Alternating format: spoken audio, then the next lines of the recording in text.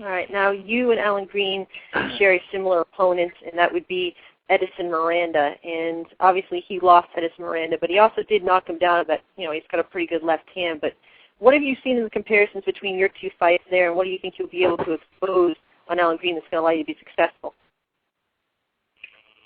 Well, I mean, I really don't put too much stock into our fights with Miranda. I mean, I definitely watch it, and I can take something from it.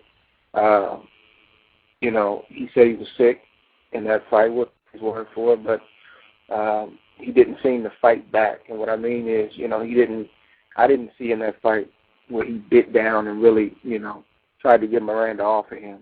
The last couple of weeks, he's questioned me as a warrior, and that was his opportunity to prove his mettle, and I don't think he did that.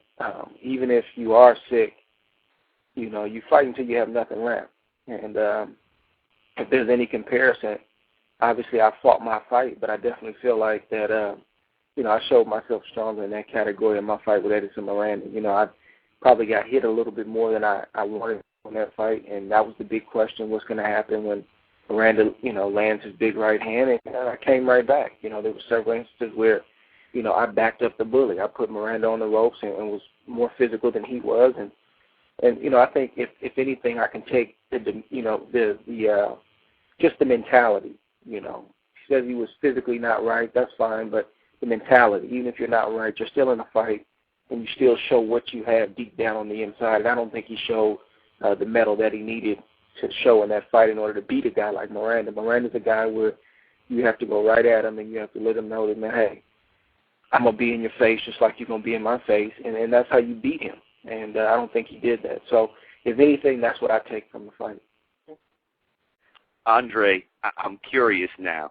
If you were not a member of this tournament, if you were not a part of the Super Six, and let's just say, for example, that Lucian Bute was there in your place, so you're looking at it from the outside looking in.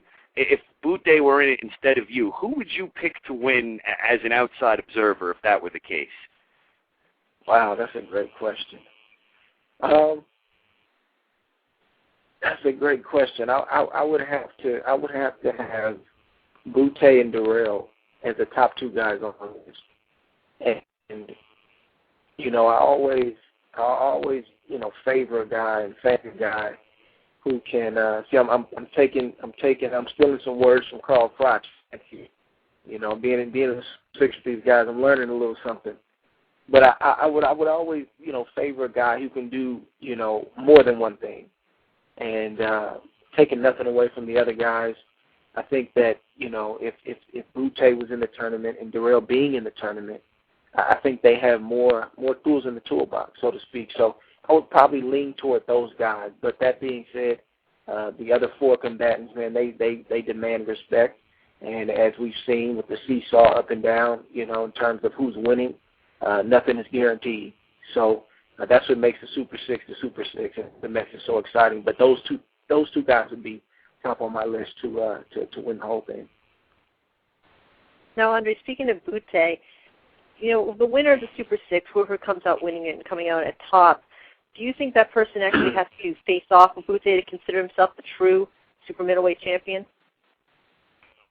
I think it would be the other way around. I think Bute would have to face off with the Super Six champion to prove that he's the best super middleweight.